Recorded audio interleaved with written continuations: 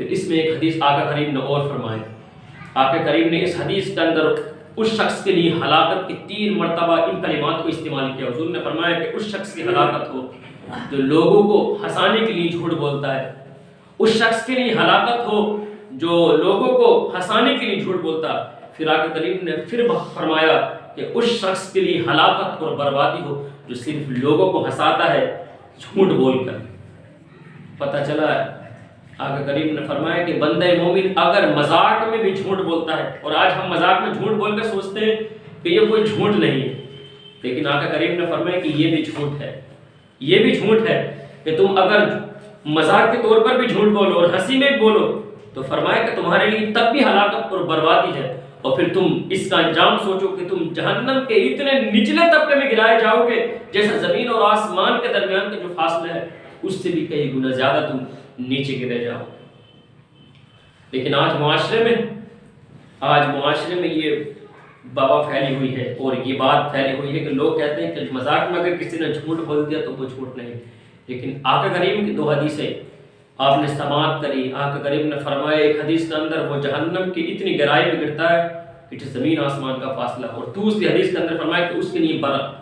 हलाकत और बर्बादी है कि जो झूठ बोलता है सिर्फ लोगों को हंसाने के लिए। तो कोई ऐसा झूठ ना बोलो कि जिससे लोग खुश हो जाएं और तुम गुनाह में शामिल हो जाओ। लेकिन इस्लाम ने कहीं झूठ बोलने की इजाज़त नहीं दी, लेकिन जहां झूठ बोलने की इजाज़त दी है, एक हदीस आका करीम ने फरमाया कि बंदे मोमिन को कहीं झूठ बोलने की इजाज़त नहीं है कि वो झूठ बोले। हाँ, सिर्फ चंद मकामात ऐसे जिन पर हुजूर ने फरमाया कि उसके लिए ज़रूरी है कि वो झूठ बोल सकता है। फरमाया कि सबसे पहले कि अगर लड़ाई का माहौल का अंदेशा है, उसे मालूम है कि यार अगर मैं सच बोल दिया तो इन दोनों में आपस में बड़ा झगड़े का अंदेशा है और ये आपस में झगड़ जाएंगे, तो फरमाया कि वो वहाँ झूठ बोलते ताकि वो आपस में ना लड़ाई कर सके, ताकि आपस में वो एक दूसरे के ऊपर गर्म ना हो सके। और फिर आका करीम ने फरमाया कि जब बंदे मोमिन आपस में जुदा हैं, 2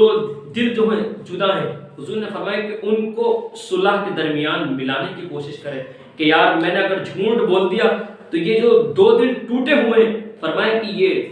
आपस में मिल जाएंगे, जुड़ जाएंगे, इनके अंदर मोहब्बत पैदा हो जाएगी, एक दूसरे के लिए मोहब्बत हुस्न अखलाक पैदा हो जाएगा। तो हुजूर ने फरमाया कि सुलह के लिए वो झूठ बोल सकता है, तो वो झूठ बोल दे और फिर जो है लोगों में सुलह हो जाए। और फिर आका करीम ने फरमाया कि तीसरा मकामात वो है कि जैसे अभी बंदे मोमिन की शादी हुई है, लेकिन अगर उसकी बीवी नाराज हो गई, चाहता है कि यार मैं अपनी बीवी को राजी कर लूं